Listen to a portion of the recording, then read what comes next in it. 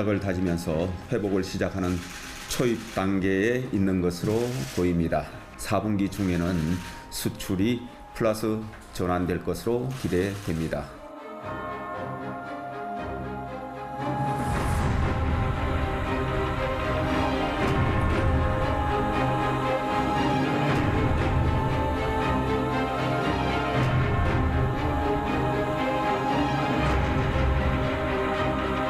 미시적 정책을 통해서 가계부채 흐름을 좀 조정을 해보고 더 크게 증가한다든지 시장이 반응이 부족하다 그러면 좀 더 거시적인 정책도 생각해 볼 수 있습니다만.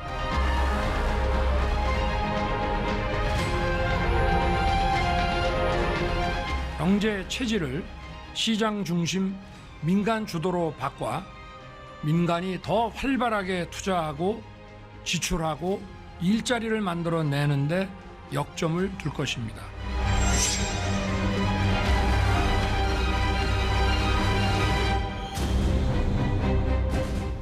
예, 오늘 나오실 분은 이미 영상에서 확인을 하셨는데 경제 얘기해 보겠습니다. 생산, 소비, 투자 이들 지표가 다 안 좋고 그래서 지금 우리 경제가 침체 국면이라는 얘기가 많습니다. 25년 만에 한국 경제 성장률이 일본에 못 미칠 거라는 전망도 나오고 있습니다. 가계부채 심각하고 중국 경제도 지금 침체죠. 그래서 우리 수출 부진도 단기간에 좋아지기가 힘들다는 말도 있고요. 지금 제가 너무 울적한 얘기들만 하고 있는데 이런 상황에서 정부의 긴축 재정이 과연 옳은 방향인가 이에 대한 논쟁도 있습니다.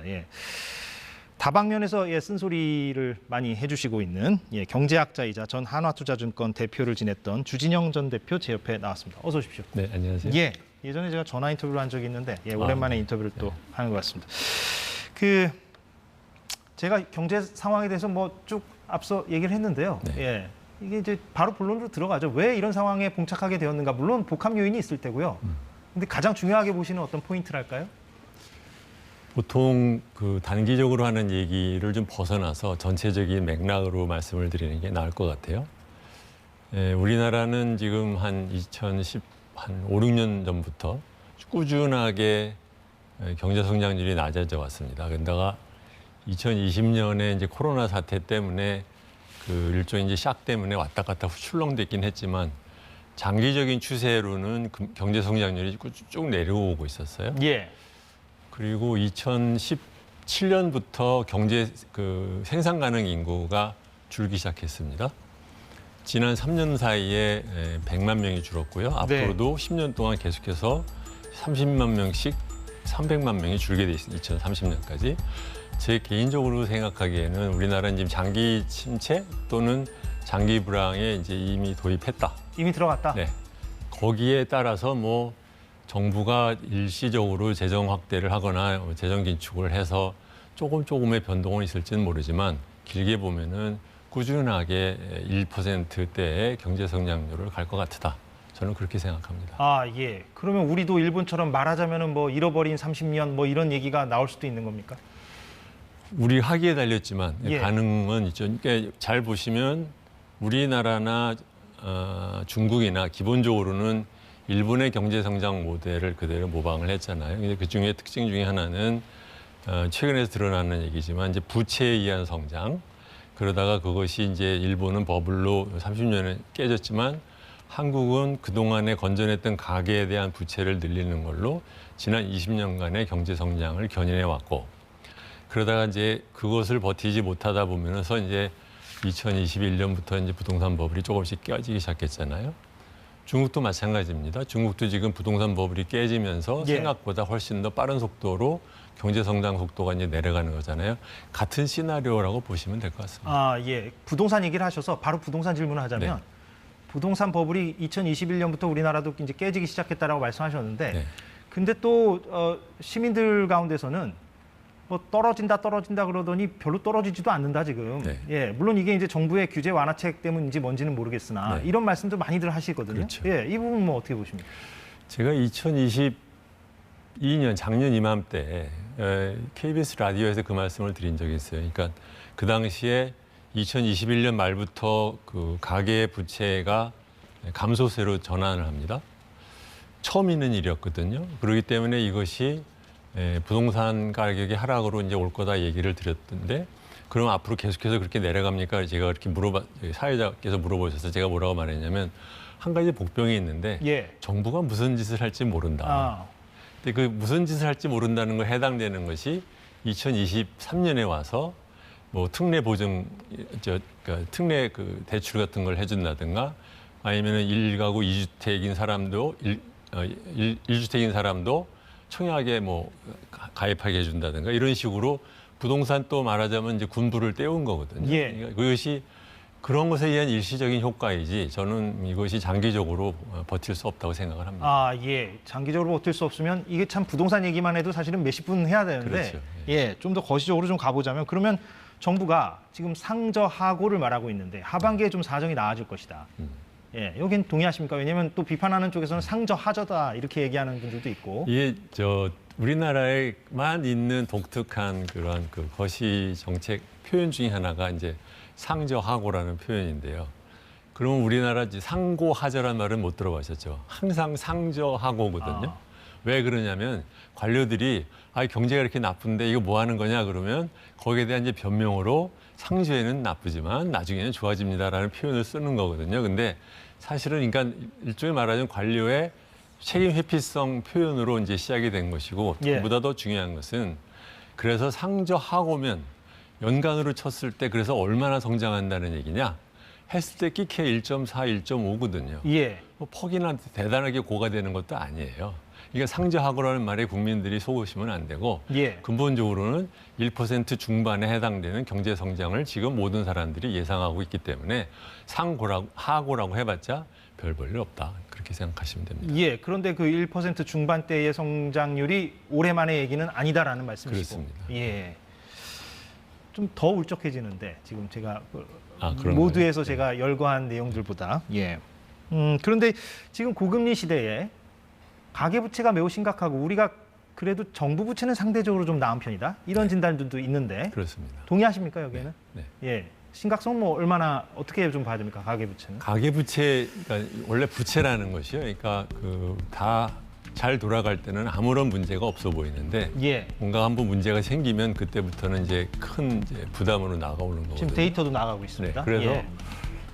가계부채가 지금 문재인 정권 시절만 하더라도 GDP가 명목이 한 5%씩 올랐는데 가계부채는 연간 8%씩 올랐거든요.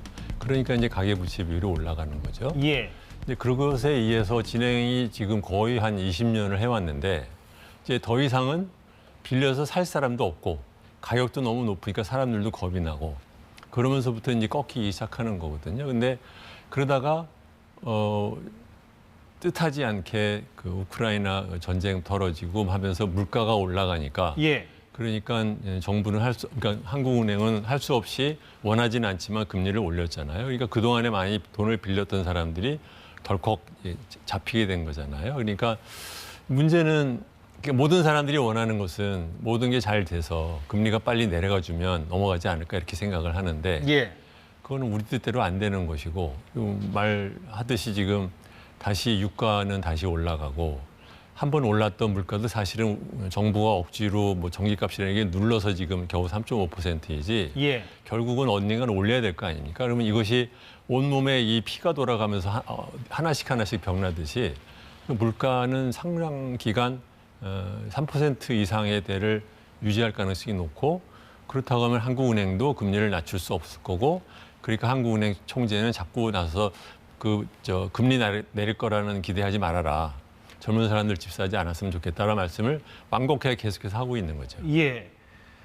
그러면 교과서에서 얘기하는 이른바 스태그플레이션, 그러니까 침체는 침체대로 오고 물가는 물가대로 오르는 그런 현상을 지금 우리가 목도하고 있는 겁니까? 정도가 심하지는 않지만 그렇죠. 예. 인플레이션도 막 심한 인플레이션은 아니고 침체도 아주 심한 인플레이션은 침체는 아니지만 예. 영어로만 마일드한 스태그플레이션 아. 이렇게 되는 거겠죠. 그 정도 상태를 지금 우리가 갖고 있다. 그러니까 말하자면 왜 예. 심질환 앓거나 뭐 당뇨병 앓은 사람들이 보면 왜 시름시름 하지 않습니까? 예. 그러니까 시름시름 할 것 같아요. 그런 상태다 우리 경제가. 예. 그런데 최근에 이제 정부의 예산안을 보면 뭐 다들 긴축 재정이라고 평가들을 합니다. 네. 찬반 논란이 있고요. 네. 지금 경기 침체인데 정부가 이렇게 돈 안 써도 되느냐 이런 비판도 당연히 있고요. 네. 그리고 또 아까 말씀하셨듯이 지금 물가 잡겠다고 고금리인데 여기에 돈을 풀어서야 되겠느냐 이런 반론도 있고요. 뭐 어떻게 봐야 됩니까 그러면? 양쪽 다 맞는 얘기인 것 같기도 하고요. 맞는 얘기입니다. 둘 다 양쪽 다 맞는 맞는 얘기인데, 얘기입니까? 근데 이제 중요한 것은 그러니까 왜 그러면 긴축 재정이냐, 물가 때문에 긴축 재정을 한 게 아니거든요. 작년에 소위 말하면 일종의 윤 대통령이 자기의 국정 운영의 기조라고 얘기를 하면서 작은 정부, 건전 재정 이런 얘기를 하면서 긴축 재정으로 들어간 것이지 긴축 재정을 좀 하고 싶어서 뭐 한 거는 아니란 말이죠.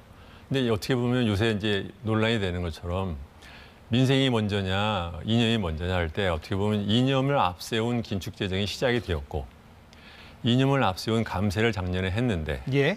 지금은 세수가 예상보다 덜 들어오니까 그러면은 이제 와서 그러면 다시 세금을 올릴 수도 없고 그렇다고 그 예산 받아놓은 걸 갖다 다 쓰자니 그러면은 막상 적자는 더 늘어나서 또다시 또 비난을 받을 것 같으니까. 재정 건전성이 훼손이 되는 거죠 말하자면. 네. 예. 그렇게 하니까 이제 이러지도 못하고 저러지도 못하고 근데 말해놓은 건 있으니까 자기 덜컥수에 자기가 지금 끌려간다고 생각합니다 저는. 아 예.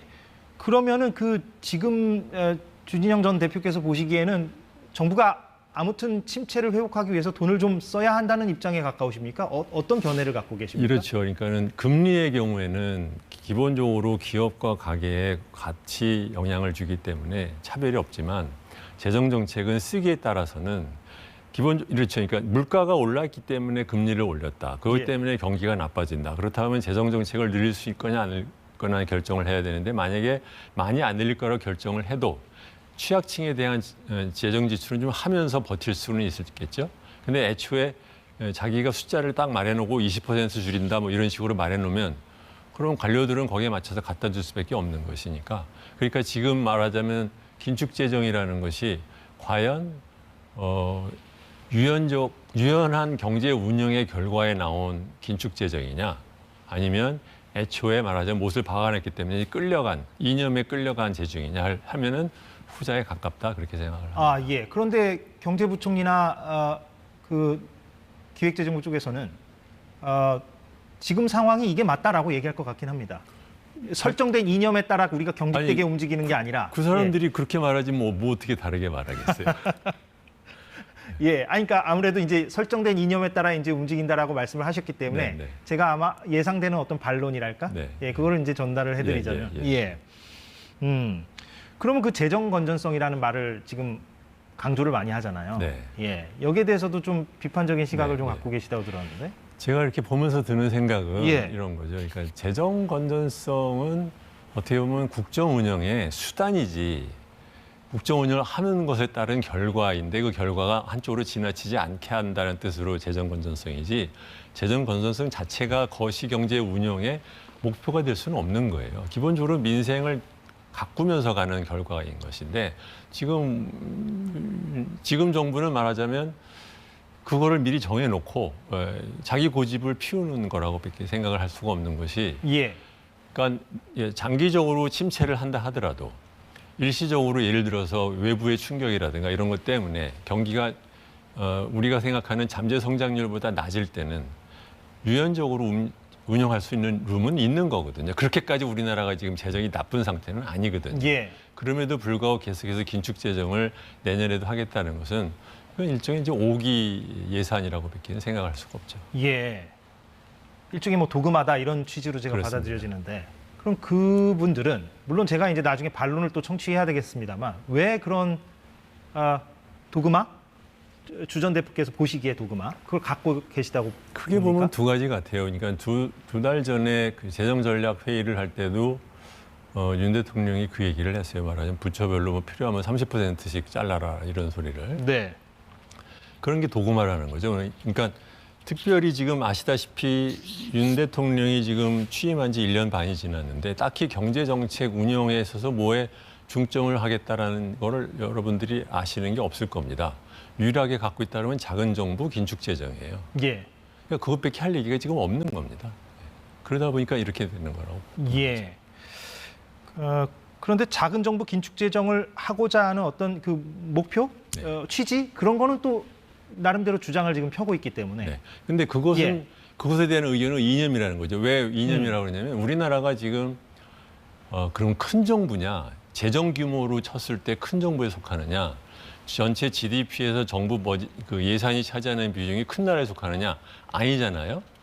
아닌데 작은 재정을 말하겠다는 것은 약간 좀 이상한 얘기지 않습니까? 아, 예. 그런 뜻에서 말하자면 이념적이라고 말합니다. 국제적으로 봤을 때 그렇게 크지가 않다, 그 비율이. 그렇습니다. 예, 그렇습니까? 네. 예. 그러면 이번에 이제 예산안에서 좀 가장 주목하신 부분이랄까 그런 거는 어떤 부분입니까? 좀 구체적으로 봤을 때. 왜냐하면 뭐 R&D 예산 지금 줄인 부분도 지금 갈등 요소가 되고 네. 있고요. 그런데 이제 노인 일자리 예산은 8천억 원 늘렸다라고 정부는 지금 강조하고 있고, 뭐 여러 가지 그 구체적인 항목들을 가지고 옥신각신하고 있는데. 지금 예산을 갖고 사실 보면 이것도 굉장히 우리나라만에 있는 독특한 현상인데요. 예. 정부가 발표한 보도자료만 지금 있습니다. 구체적으로 무슨 사업을 어떻게 하겠다는 내용은 국회 넘어가기 전까지는 말 못 해준다라고 사활을 갖다 보내고, 국회 보내고 나서 지금 국회에서 열심히 들여다보고 있는데 구체적으로 어떤 프로그램이 거기에 들어가 있는지에 대해서는 잘 모르고 8천억 그냥 껌값입니다. 이게 뭐 8천억이면 어떻고 1조면 어떻고 5천억이면 어떻습니까? 그렇죠? 이건 아무로나 지금 중요한 이슈는 아니고 전체적인 규모에서 GDP 성장률보다 명목 GDP 성장률보다 낮은 그 예산을 쓰겠다라는 전체적인 가이드 포스트라고 그럴까? 지침목은 이미 정해져 있는 것이고 예. 거기에 맞추다 보니까 이런 예산이 나왔고, 그렇게 예산을 짜다 보니까 비교적 정치적으로 소위 말하면 저항력이 약한 R&D 버짓 같은 것부터 우선 팍팍 자르게 된 게 아닌가. 약한 고리부터 잘랐다. 네. 예. 아니 근데 오늘 그 말씀을 쭉 들어보니까 그러면 우리나라가 이제 장기 침체로 들어간다라고 견해를 갖고 계시다면 네. 뭐 어떻게 해야 됩니까 앞으로? 물론 뭐 이거는 누구도 뾰족한 네. 대안이 없을 그러면 수 이제 있겠는데. 장기 침체로 왜 우리는 들어가는 것일까 예. 말씀을 드리면, 아까 말씀드렸듯이 현역 세대가 점점점 줄어들고 있는 거예요. 일하는 사람의 숫자가 줄어드는 겁니다. 그렇다고 하면 물론 장기적인 얘기지만 다들 하는 얘기처럼 여성의 노동 고용 참여율을 높인다든가, 아니면은 기존에 있는 노동력에 대한 재활용을 통해서 전체적인 성장률을 높인다든가, 이런 것들을 한편으로는 해야 되지만 예. 또 한편으로는 일본을 잘 생각해 보시면 일본에 있는 관료들이나 정치인들이 우리나라 정치인이나 관료보다 바보라서 GDP 200%가 넘어가도록 정부가 그렇게 부채를 늘렸느냐. 무슨 뜻이냐면 민간 소비가 붕괴하는 것을 벌충하는 것을 통해서 사회적인 통합과 유지를 하기 위해서 나온 고육책으로 지금까지 간 거잖아요. 예. 물론 그렇게 가면서 자기네들 안에서 구조개혁을 하거나 아니면은 기업에서의 생산성 확대를 위한 무슨 노력을 잘 했으면 이렇게까지 안 걸 거라고 생각하면서 왔는데 그건 잘 안 되고, 기본 이 소위 말하면 사회보장제도가 안 된 채 늙어간 노인이 매년 지금 저희 때부터 지금 한 80만 명씩 늙어가니까 이 사람들에 대한 문제를 어떻게 할 거냐라는 이제 숙제를 갖다 결국은 재정 적자로 푸른 거죠.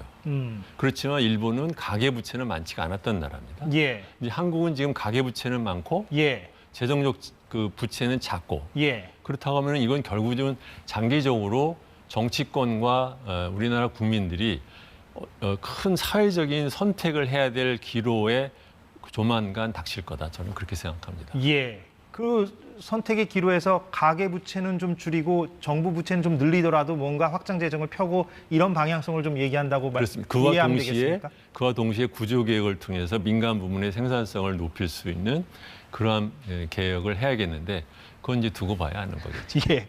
정말로 두고 봐야 알겠네요. 예. 오늘 좀 거시경제 차원으로 여러 말씀을 좀 들었는데 인터뷰는 좀 여기서 마무리를 해야 될 것 같습니다. 주진영 전 한화투자증권 대표였습니다. 고맙습니다. 네, 고맙습니다. 예, 오늘 사사건건 여기까지 하겠습니다. 저희는 내일 오후 4시에 돌아오겠습니다. 고맙습니다.